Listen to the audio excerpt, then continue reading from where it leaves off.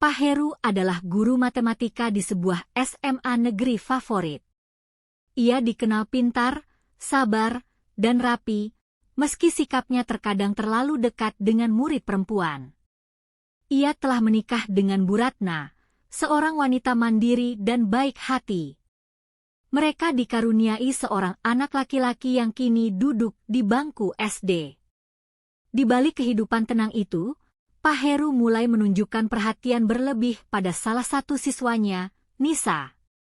Nisa adalah siswi kelas 12 yang cerdas namun sempat terpuruk nilainya di semester terakhir.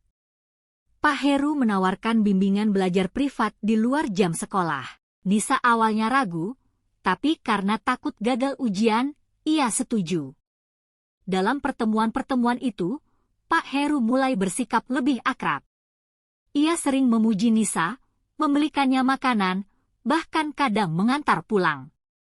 Nisa yang awalnya tidak curiga, mulai merasa istimewa. Ia tidak sadar bahwa dirinya sedang dimanipulasi oleh orang yang seharusnya menjadi panutan baginya itu. Di sisi lain, Dava, pacar Nisa, mulai merasa ada yang berubah. Nisa jadi jarang membalas pesan dan sering beralasan sedang belajar. Dava merasa curiga, apalagi saat melihat Pak Heru dan Nisa duduk berdua di perpustakaan sekolah dengan jarak yang terlalu dekat. Ia mencoba mengonfrontasi Nisa, tapi Nisa selalu mengelak. Dava akhirnya memutuskan untuk menyelidiki sendiri. Ratna, istri Pak Heru pun mulai mencium gelagat aneh dari suaminya. Pak Heru sering pulang terlambat, alasan yang sama, lembur dan bimbingan belajar. Saat Ratna mencoba memeriksa ponsel suaminya, ia menemukan beberapa pesan yang mencurigakan. Namun pesan-pesan itu sudah dihapus sebagian. Ratna mulai resah dan bercerita kepada sahabatnya yang menyarankan untuk mencari bukti lebih jelas. Puncaknya terjadi saat Dava melihat Nisa memasuki restoran privat di pinggiran kota bersama Pak Heru. Ia segera merekam dari kejauhan dan mengirimkan video itu ke Ratna yang kebetulan adalah adik dari ibunya. Dengan hati bergetar, Ratna mencari tahu info dan menghubungi orang tua Nisa dan memperlihatkan video tersebut. Orang tua Nisa syok dan merasa kaget bukan main.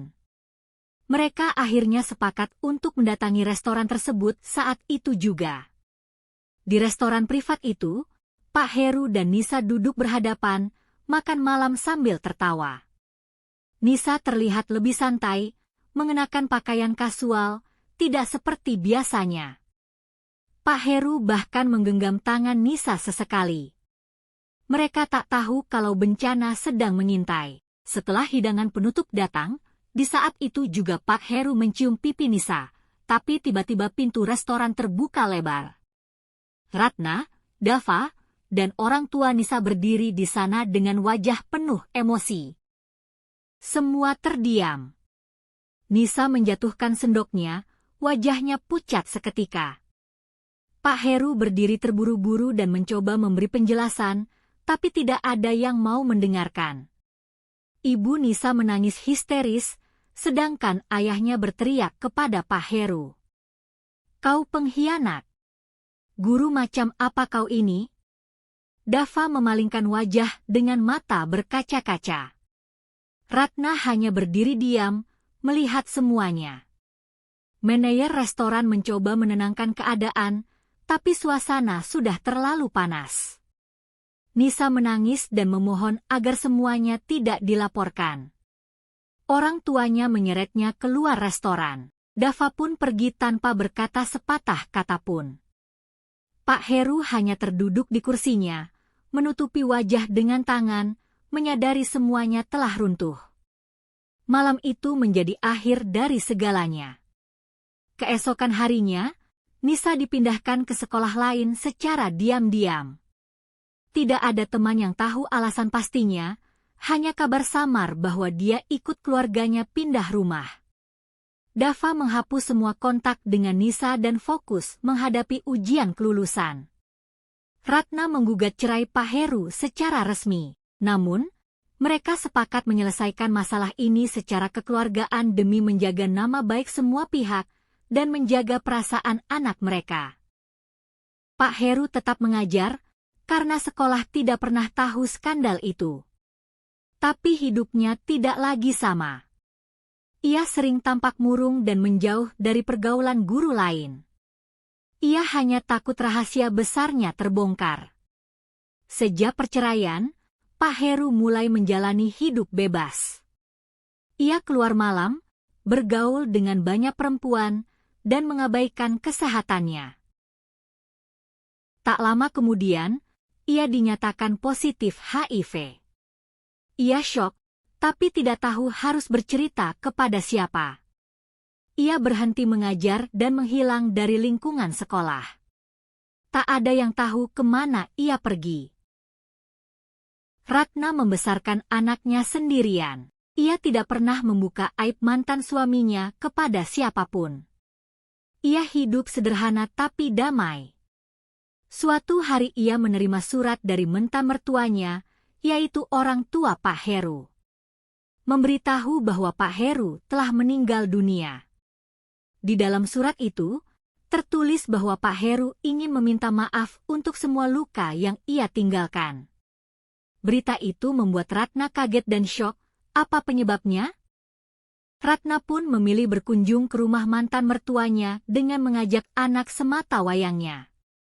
Ia syok dan kaget ternyata Heru sudah lama mengidap penyakit yang serius.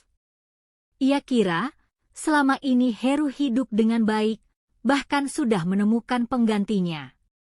Ternyata ia salah. Ia berpamitan kepada orang tua Heru. Ibu Heru menangis histeris saat memeluknya. Ia juga meminta maaf atas semua perbuatan Heru kepadanya, kepada cucunya juga. Ia meminta doa agar Heru dapat beristirahat dengan tenang. Ia juga memberikan peninggalan Heru kepada Ratna, yaitu semua harta benda peninggalan Heru semasa masih hidup, yaitu sebidang tanah dan uang yang ada di rekening tabungannya. Ia berwasiat untuk memberikan semua itu kepada putranya. Ratna meneteskan air mata, ternyata Heru masih peduli pada anak mereka. Ratna melamun sepanjang perjalanan pulang ke rumah. Apa yang terjadi bila Heru tidak selingkuh? Apakah dia masih di sampingnya saat ini? Tapi ia segera menepis semua pikirannya, semua sudah menjadi takdir. Jadi tidak ada hal yang perlu disesali. Ia hanya perlu meneruskan hidupnya. Ia berharap, semoga anaknya kelak tidak akan melakukan perbuatan yang sama. Ia akan berpesan kepada anaknya, semua kesakitan yang telah ia lalui. Beberapa tahun kemudian, anak Ratna memilih menjadi guru matematika seperti ayahnya. Ia tumbuh menjadi pribadi jujur, bijak, dan disukai anak muridnya. Tanpa sadar, ia bertekad menebus dosa masa lalu yang tak pernah ia pahami sepenuhnya. Di dalam hatinya, ia hanya tahu satu hal, menjadi guru adalah tentang tanggung jawab dan tugas mulia, bukan sebuah ambisi dan sekedar bekerja, apalagi jalan berbuat maksiat. Semua yang ia dapatkan, pelajaran dari masa lalu yang tak pernah diajarkan di kelas manapun. Ia bertekad membanggakan dan membahagiakan ibunya.